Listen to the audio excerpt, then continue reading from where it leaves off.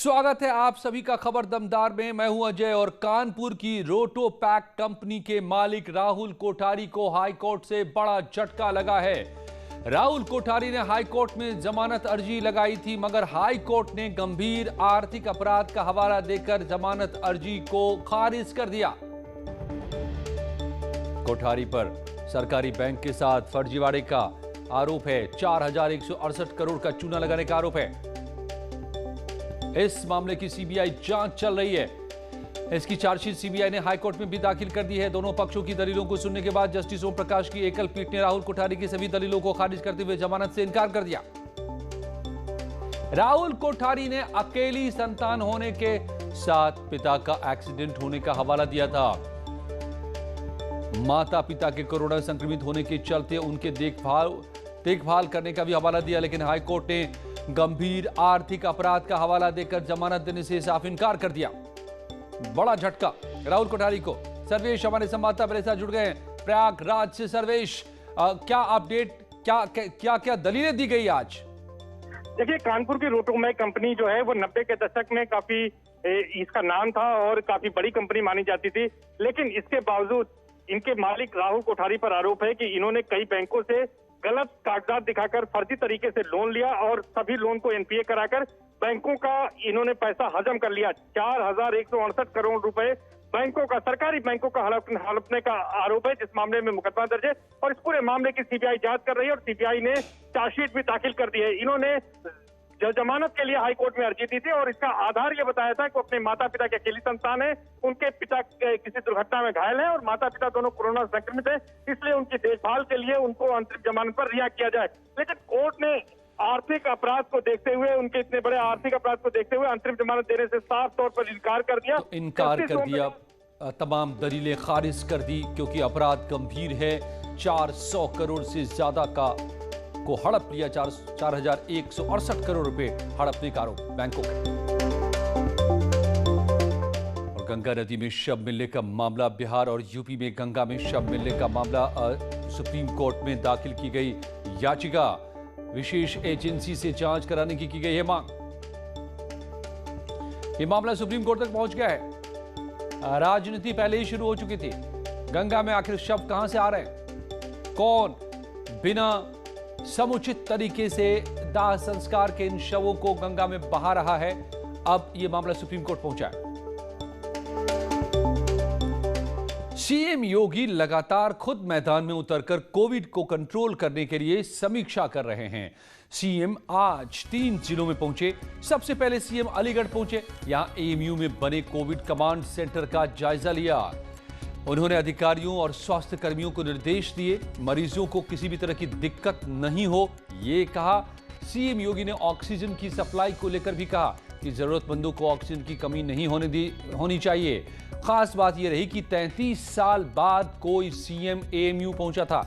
इसके बाद सीएम मथुरा पहुंचे। यहां पर सीएम ने कोविड-19 की तैयारियों का जायजा लिया। सीएम ने यहां इंटीग्रेटेड कमांड सेंटर का भी जायजा लिया। साथ ही विकास प्राधिकरण सभागार में समीक्षा बैठक भी की। इसके बाद सीएम योगी आदित्यनाथ आगरा पहुंचे, जहां नगर निगम में बने कोविड कमांड सेंटर का निरीक्षण किया गया और अधिकारियों को कोरोना से निपटने के निर्देश दिए गए। आम लोगों को ज्यादा से ज्यादा राहत देने की बात भी सीएम ने कही। इसमें सीएम के साथ कई जिले के अधिकारी भी मौजूद थे।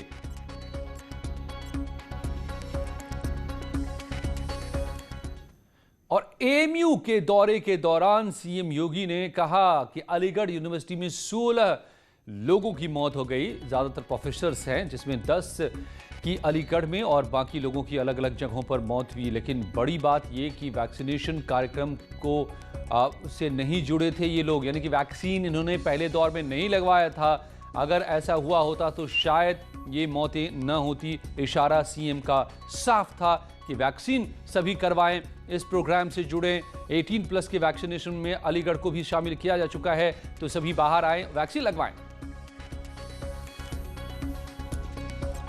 में यहाँ पर 16 ऐसे लोग हैं जिनकी कोविड से मौत हुई है, जिनमें 10 की यहाँ हुई, 4 की अलग अलग स्थानों पर हुई और 2 दिल्ली में जिनकी मौत हुई थी। लेकिन इसमें सबसे बड़ी बात यह कि जो पहले चरण में वैक्सीनेशन के कार्यक्रम में लोग वैक्सीन नहीं लगा पाए थे, उस कारण से भी चीज़ें हुई हैं, लेकिन अब वैक्सीनेशन के कार्यक्रम के साथ सभी जुड़ चुके हैं और ये वैक्सीनेशन के कार्यक्रम के साथ जुड़ना ये अपने आप में एक सुरक्षा कवच प्रदान करता है। अब इसमें बड़ी बात गौर करने की यह है कि क्या सीएम ने यह संदेश दिया कि जिस तरह से वैक्सीन को लेकर के राजनीति की शुरुआत हुई, उसने जो शक पैदा किए, भ्रम पैदा किए, वो आज भी बरकरार है। बहुत से लोग आज भी वैक्सीन नहीं लगवाना चाह रहे, जबकि वैक्सीन पर शक मतलब मौत को दावत। यही आज महाबहस भी है। रात 8 बजे जुड़िए मेरे साथ। और सीएम योगी का अलीगढ़ दौरा कई मायने में खास रहा है। यूं तो एएमयू अपनी पहचान के साथ साथ कई विवादों को भी समेटे हुए है, जिसकी गूंज भी वक्त वक्त पर सुनाई देती रहती है, मगर प्रदेश का कोई मुख्यमंत्री 33 साल बाद एएमयू की दहलीज पर पहुंचा। इस मौके पर सीएम ने कोरोना संक्रमण को लेकर के समीक्षा बैठक की, जिसमें पता चला कि कोरोना से अब तक इस जिले में 16 डॉक्टर्स और कर्मचारियों का निधन हो चुका है। कोरोना से एएमयू में भी 10 लोगों की मौत हो चुकी है, जिसे लेकर सीएम योगी आदित्यनाथ एएमयू के कुलपति से पहले भी बात कर चुके थे। इस संकट काल में पीएम मोदी ने भी एएमयू कुलपति से बात की और हर मुमकिन मदद का भरोसा दिया। इस यूनिवर्सिटी की 1920 में स्थापना हुई थी। 1921 में एएमयू को सेंट्रल यूनिवर्सिटी का दर्जा दिया गया था। और अलीगढ़ के बाद मथुरा पहुंचे सीएम योगी ने अपने कार्यक्रम में बदलाव करते हुए अचानक जिला अस्पताल वो पहुंच गए। इस दौरान सीएम ने मरीजों का हाल जाना और तीमारदारों को हर मदद का भरोसा भी दिया।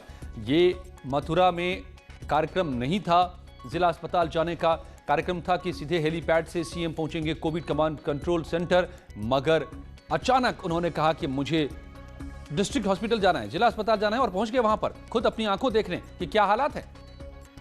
कोविड के खिलाफ मुख्यमंत्री योगी आदित्यनाथ खुद सड़कों पर उतरे हुए हैं और आज मुख्यमंत्री उसी क्रम में मथुरा में आए हुए हैं। और आप देख सकते हैं कि मुख्यमंत्री जो है कि फ्लीट जो है वो जिला अस्पताल पर आ चुकी है, जबकि मुख्यमंत्री को सबसे पहले कोविड कमांड सेंटर पर जाना था, लेकिन कोविड कमांड सेंटर पर मुख्यमंत्री ने जाकर जिला अस्पताल में औचक निरीक्षण करने का जो है निर्णय लिया। और उसके बाद मुख्यमंत्री का काफिला इस समय जिला अस्पताल पर आ चुका है।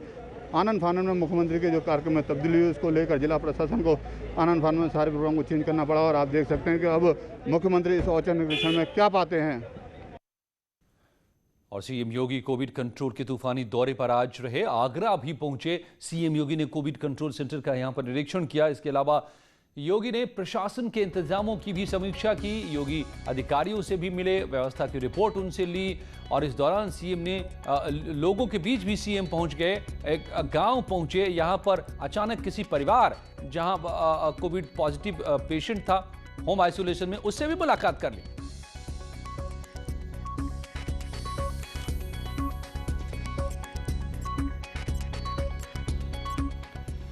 हालांकि विपक्ष को सीएम के दौरे रास नहीं आ रहे हैं। यही वजह है कि विपक्ष ने सियासी रोटियां भी सेकनी शुरू कर दी है। सीएम योगी आदित्यनाथ पर हमला बोला है। कहते हैं ना, हुजूर आते आते बहुत देर कर दी, अब पछताए क्या होते जब चिड़िया चुन गई खेत। जो काम आपको साल भर पहले करना चाहिए था, जब यहाँ पे कोरोना आया था, आप हॉस्पिटल में ऑक्सीजन प्लांट लगा देते, हॉस्पिटल की व्यवस्थाएं कर देते, बेड की व्यवस्थाएं कर देते, वेंटिलेटर की व्यवस्थाएं कर देते, वो तो आपने की नहीं। अब आप जिले जिले लेके हेलीकॉप्टर घूम रहे, उससे क्या फायदा। जो काम आपको साल भर पहले उत्तर प्रदेश की जनता के लिए कर देना चाहिए था कोरोना में, वो आपने नहीं किया, जिसकी कमी की वजह से, ऑक्सीजन की कमी की वजह से, ऑक्सीजन प्लांट की कमी की वजह से, हॉस्पिटल में बेड नहीं होने की वजह से उत्तर प्रदेश के गांव शहर में लगातार कोरोना से लोगों की मौतें हो रही हैं। बहुत देर कर दी हुजूर आते आते। जाएं पर कब्रिस्तान में जाके हिंदुस्तान के नामी गिरामी प्रोफेसर्स की कब्र भी देख लें अलीगढ़ मुस्लिम यूनिवर्सिटी का वो मुकाम भी जिसने बुलंदियों पे दुनिया में शोहरत दिलाई है हिंदुस्तान को। और कोविड की लड़ाई में वैक्सीनेशन बड़ा हथियार है। प्रदेश में वैक्सीनेशन का कार्यक्रम बड़े पैमाने पर चल रहा है। अब तक 1,43,00,000 डोज 45 साल से ऊपर के लोगों को दिया जा चुका है, जबकि 2,65,000 डोज 18 साल से ऊपर के लोगों को लगाए। विपक्ष पर आरोप लगाते हुए सुरेश खन्ना ने कहा है कि अगर विपक्ष भ्रम नहीं फैलाता तो दूसरी लहर में इतना नुकसान नहीं होता। कुछ लोगों ने तो इसके बारे में भ्रम फैलाया और इसी भ्रम का ये कारण है कि भ्रम का ही कारण है कि लोग भ्रमित होकर प्रारंभ में टीके के बारे में जो भ्रम पैदा किया गया उससे बहुत नुकसान हुआ। और मैं समझता हूं कि इस सदी का सबसे बड़ा संकट, तो उस समय इन लोगों का रचनात्मक रोल होना चाहिए, एक कंस्ट्रक्टिव रोल अदा करना चाहिए इन लोगों को। लेकिन ये लगातार इस प्रकार की भाषा बोलते हैं कि जिससे भय पैदा हो और लोगों को गुमराह करते हैं। तो सीएम के कैबिनेट की वरिष्ठ मंत्री सुरेश खन्ना ने भी वही बात दोहराई है कि अगर शक पैदा तब नहीं किया गया होता तो आज ये नौबत नहीं आती जो दूसरी लहर में हम देख रहे हैं। तो क्या वैक्सीन पर शक मतलब मौत को दावत? रात 8 बजे महाबहस। और यूपी में रिकॉर्ड ऑक्सीजन उपलब्ध है, ये कहा गया है। यूपी में 1000 मीट्रिक टन ऑक्सीजन उपलब्ध है। एसीएस होम अवनीश अवस्थी का बयान सामने आया है। यूपी में रिकॉर्ड उपलब्धता वाला प्रदेश बन गया, ये एसीएस होम ने कहा है। आज 1000 टन से ज्यादा ऑक्सीजन उपलब्ध है। ये इसकी सप्लाई जो देखी जा रही है, होम युद्ध स्तर पर ऑक्सीजन के लिए कोशिशें हो रही है। ये ग्राफ के जरिए जो कंट्रोल सेंटर ऑक्सीजन को लेकर बनाया गया है सीएम के दफ्तर में ही, उसी को समझाते आपको नजर आ रहे हैं एसीएस होम। और आगरा से मुख्यमंत्री लाइव, आइए सुनते हैं। का राज्य उत्तर प्रदेश में आदरणीय प्रधानमंत्री जी के मार्गदर्शन में इस पर प्रभावी नियंत्रण करने की दिशा में प्रयास किए जा रहे हैं।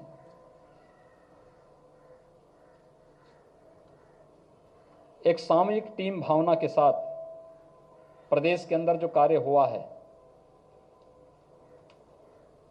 प्रदेश सरकार, माननीय जनप्रतिनिधिगण, प्रशासनिक team, health workers, corona warriors, समाज के विभिन्न तबके के लोगों ने जो सहयोग किया है, आज उसका परिणाम है 12 दिन में प्रदेश के अंदर 1,06,000 एक्टिव केस कम हुए हैं। 30 अप्रैल को प्रदेश में 3,10,000 एक्टिव केस थे। आज मॉर्निंग में जो रिजल्ट आए हैं उसमें प्रदेश में 2,04,000 एक्टिव केस रह गए हैं और निरंतर इसमें गिरावट है। जिसमें अगर हम आगरा मंडल की बात भी करें तो आगरा मंडल में पिछले एक सप्ताह में लगभग 1750 एक्टिव केस कम हुए हैं। यानी ये दिखाता है कि इसमें लगातार गिरावट आ रही है, पॉजिटिविटी रेट कम हो रहा है और रिकवरी रेट बढ़ रहा है। इसमें हम लोगों ने फोकस किया है, खासतौर पर जो आदरणीय प्रधानमंत्री जी ने फर्स्ट वेव के समय एक बात कही थी कि ट्रेस, टेस्ट एंड ट्रीट, उस मंत्र को हम लोगों ने इसमें भी अपनाया है। लेकिन इसमें हमने अर्ली एंड एग्रेसिव कैंपेन को इसके साथ जोड़ करके इस सेकेंड वेव को उसी रूप में हम लोग लेकर के चल रहे हैं और उसी तर्ज पर हम लोगों ने अब तक प्रदेश में 4,36,00,000 से अधिक टेस्ट अब तक किए हैं, जो देश के अंदर सर्वाधिक है। प्रदेश में फर्स्ट वेव और सेकेंड वेव में अंतर एक देखने को मिला है कि फर्स्ट वेव में संक्रमण कम था, सेकेंड वेव में संक्रमण तीव्र होने के नाते ऑक्सीजन की भी उसी तीव्रता के साथ डिमांड हुई। ऑक्सीजन की क्राइसिस भी कई जगह देखने को मिली। पहले वेव में हमारे पास कुल ऑक्सीजन की खपत 300 मीट्रिक टन के आसपास होती थी और इसमें भी मेडिकल कॉलेजेस के द्वारा, हॉस्पिटल्स के द्वारा अपने स्तर पर अपने एग्रीमेंट के माध्यम से प्रोक्यूर होता था। राज्य सरकार या केंद्र सरकार को इसमें कोई हस्तक्षेप करने की आवश्यकता नहीं होती थी। सेकेंड वेव में अचानक ऑक्सीजन की मांग हुई और इस अचानक ऑक्सीजन में हम आभारी हैं भारत सरकार के, जिन्होंने ऑक्सीजन एक्सप्रेस चला करके एयरफोर्स के स्पेशल विमान के माध्यम से ऑक्सीजन की आपूर्ति को सुनिश्चित किया। आज के दिन पर उत्तर प्रदेश में 1030 मीट्रिक टन प्रतिदिन की आपूर्ति हम लोग वर्तमान में कर रहे हैं, जिसमें ऑक्सीजन एक्सप्रेस के माध्यम से, एयरफोर्स के विमानों के माध्यम से भी इसको पूरा करने का प्रयास प्रदेश के अंदर किया जा रहा है। ऑक्सीजन की आपूर्ति के साथ साथ हम लोगों ने प्रदेश में 377 ऑक्सीजन प्लांट लगाने प्रारंभ भी किए हैं, जिससे फ्यूचर में किसी भी चुनौती का मुकाबला किया जा सके। इसमें प्रधानमंत्री केयर फंड से 161 ऑक्सीजन प्लांट उत्तर प्रदेश के अलग अलग सभी जनपदों में स्थापित होने जा रहे हैं। प्रदेश सरकार के संसाधनों से शेष ऑक्सीजन प्लांट हम लोग प्रदेश के अंदर लगाने जा रहे हैं। एक व्यापक पैमाने पर इस कार्यक्रम को किया जा रहा है। इसके साथ ही एक नया 20,000 ऑक्सीजन कंसंट्रेटर हम लोगों ने प्रदेश के अंदर और भारत सरकार के सहयोग से हर जनपद को वितरित किए हैं और व्यापक पैमाने पर इसके माध्यम से भी लोगों को ये सुविधा हम उपलब्ध करा रहे हैं। प्रदेश के अंदर बेड्स की क्षमता बढ़ाई जा रही है। पहले चरण में, फर्स्ट वेव में, हमें केवल लेवल 1 के ही बेड्स की आवश्यकता थी। हमारे पास उस समय 1,16,000 लेवल 1 के बेड्स थे और कुल 23,000 के आसपास हमारे पास लेवल 2, लेवल 3 के बेड्स थे। सेकेंड वेव में हमें लेवल 1 के बेड्स की आवश्यकता उतनी नहीं पड़ी। सेकेंड वेव में हम लोगों ने व्यापक पैमाने पर लेवल 2, लेवल 3 के बेड्स बढ़ाए और आज ये संख्या बढ़कर के हमारे पास 80,000 लेवल 2, लेवल 3 के बेड्स हम लोगों ने प्रदेश के अंदर स्थापित किए हैं। वैक्सीनेशन की कार्रवाई युद्ध स्तर पर हुई है और इसमें प्रदेश में 1,43,45 साल से ऊपर के लोगों को वैक्सीन दिया जा चुका है। 2,65,700 से अधिक वैक्सीन हम लोग 18 वर्ष से ऊपर के लोगों को अब तक प्रदेश में वैक्सीन दे चुके हैं और ये वैक्सीनेशन के कार्यक्रम को भी युद्ध स्तर पर आगे बढ़ाने का कार्य प्रदेश के अंदर युद्ध स्तर पर चल रहा है। प्रदेश के अंदर वैक्सीन की आपूर्ति अनवरत बनाए जा सके, इसके लिए 45 प्लस के लिए भारत सरकार मुफ्त में वैक्सीन उपलब्ध करा रही है, लेकिन 18 से 44 को हर व्यक्ति को बिना भेदभाव के मुफ्त में वैक्सीन उपलब्ध कराया जा सके, इसके लिए प्रदेश सरकार ने वैक्सीन की प्रक्रिया, इस समय वैक्सीनेशन की कार्रवाई 18 जनपदों में प्रारंभ की है। इस मंडल के 3 ऐसे जनपद हैं, आगरा, फिरोजाबाद और मथुरा, जहां पे वैक्सीनेशन युद्ध स्तर पर चल रहा है। लेकिन साथ साथ हम लोगों ने ग्लोबल टेंडर भी इसके लिए जारी किया है, जिससे अधिक से अधिक वैक्सीन ला करके अधिक से अधिक लोगों को हम वैक्सीन उपलब्ध करा सकें और लोगों को ये वैक्सीन की प्रक्रिया के साथ हम जोड़ सकें। प्रदेश ने व्यापक पैमाने पर एक अभियान प्रारंभ किया है। वर्तमान में प्रदेश के अंदर और खास तौर पर यह अभियान हमारा है, हम लोगों ने प्रदेश के 97,000 से अधिक राजस्व गांवों को वर्तमान में हमारे एक कैंपेन का एक हिस्सा हम लोगों ने इसको बनाया है, जिसमें निगरानी समिति स्क्रीनिंग का काम करेगी और मेडिकल किट उपलब्ध कराएगी। आरआरटी की टीम वहां पर जाकर के एंटीजन टेस्ट कराएगी। एंटीजन टेस्ट की कार्रवाई युद्ध स्तर पर प्रदेश के अंदर जाकर के 100% उन सभी लक्षण युक्त और संक्रमित लोगों को, संदिग्ध लोगों को टेस्ट कर सके, उनको होम क्वारंटीन की व्यवस्था कर सके या उनको हॉस्पिटल जिन्हें पहुंचाना है वहां तक पहुंचाने की व्यवस्था कर सके। ये कार्य वर्तमान में हमारा 5 मई से कैंपेन का कार्य चल रहा है, जिसको WHO ने भी जिसकी सराहना की है कि कोरोना संक्रमण की चेन को ब्रेक करने में इसकी एक बड़ी भूमिका हो सकती है और इस कार्यक्रम को हम लोगों ने प्रदेश के अंदर युद्ध स्तर पर प्रारंभ किया है। वर्तमान में प्रदेश के अंदर ये अभियान युद्ध स्तर पर चल रहा है। सभी 97,000 हमारे राजस्व गांवों को हम लोगों ने इसके दायरे में लिया। हम इसके साथ इस कार्यक्रम को आगे बढ़ा रहे हैं। आगरा मंडल की अगर मैं बात करूं तो आगरा मंडल में यहां पर हम लोगों ने, यहां के प्रशासन ने जनप्रतिनिधियों के सहयोग से जो कार्यक्रम किए हैं उसका परिणाम है कि एक्टिव केस में लगातार इसमें यहां पर गिरावट देखने को मिली है। पॉजिटिविटी रेट लगातार यहां पे घट रही है। मंडल में वर्तमान में 3,800 से अधिक ऑक्सीजन युक्त बेड्स हैं और पिछले एक सप्ताह में 799 अधिक बेड्स यहां पर वृद्धि की गई है। 340 वेंटिलेटर इस कमिश्नरी में यहां उपलब्ध है और 162 एम्बुलेंस भी यहां पर उपलब्ध कराई गई हैं। इसके अलावा 216 ऑक्सीजन कंसंट्रेटर भी यहां पर उपलब्ध करवाए गए हैं। मंडल में ऑक्सीजन की आपूर्ति, यहां पर ऑक्सीजन प्लांट जो पहले से बंद थे उनको यहां पे क्रियाशील तो किया ही गया है, लेकिन साथ साथ यहां पे ऑक्सीजन एक्सप्रेस के माध्यम से भी और एयरफोर्स के विमानों के माध्यम से भी हम इसमें सहयोग लेकर के ऑक्सीजन की आपूर्ति को अनवरत बनाए रखने के लिए पूरी तैयारी यहां पर की जा रही है। मंडल में 3,300 से अधिक निगरानी समितियां वर्तमान में काम कर रही हैं।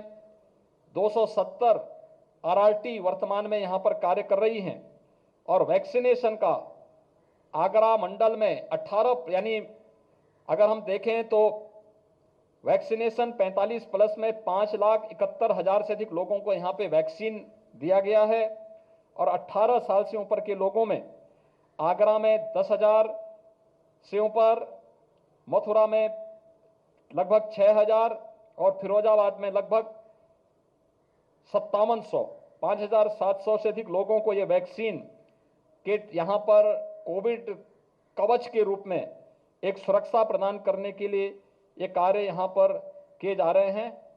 नए ऑक्सीजन प्लांट स्थापित करने के लिए और इस आगरा मंडल में 20 नए ऑक्सीजन प्लांट लगाने की कार्रवाई यहां पर की जा रही है, जिसमें से 2 प्लांट पहले से ही यहां पर क्रियाशील किए जा चुके हैं। कोरोना की ये लड़ाई एक टीम वर्क है, सभी लोगों को मिलकर के इसमें कार्य करना होगा और कहीं भी इस लड़ाई में नकारात्मकता के लिए जगह न हो। हर एक व्यक्ति की, चाहे वह कोरोना पॉजिटिव हो, चाहे वह लक्षण युक्त व्यक्ति हो, उनके साहस को भी बनाने की आवश्यकता है। लेकिन साथ साथ हेल्थ वर्कर जो अपनी जान के साथ जोखिम में डालकर के दूसरों की जान को बचा रहे हैं, कोरोना वॉरियर्स जो लगातार युद्ध स्तर पर कार्य कर रहे हैं, इन सभी के मनोबल को भी बनाए रखने की आवश्यकता है। इसलिए अच्छी सोच के साथ, टीम वर्क के साथ सभी लोगों को इसमें कार्य करना होगा। मेरी आप सबके साथ माध्यम से अपील होगी कि बचाव सर्वोत्तम उपाय है और बचाव के साथ साथ हम व्यापक स्तर पर जागरूकता के एक अभियान का हिस्सा बन सकते हैं। हर व्यक्ति को इस बारे में जागरूक करना, खासतौर पर इस बारे में बताना कि जो हाई रिस्क कैटेगरी है, हम सेकेंड वेव को बहुत शीघ्र उस पर नियंत्रण स्थापित करेंगे, लेकिन हमें लापरवाह नहीं बनना है, किसी भी स्तर पर नहीं बनना है। हमने प्रदेश के अंदर तैयारी की है। जो विशेषज्ञों ने आशंका व्यक्त की थर्ड वेव आएगी, थर्ड वेव में बच्चे इसके ज्यादा शिकार हो सकते हैं या पोस्ट कोविड इफेक्ट, जो बात उन्होंने कही है, इसका प्रभाव पड़ सकता है। इसके बारे में हमें तत्काल इस पर अभी से इसमें कार्रवाई शुरू हुई है।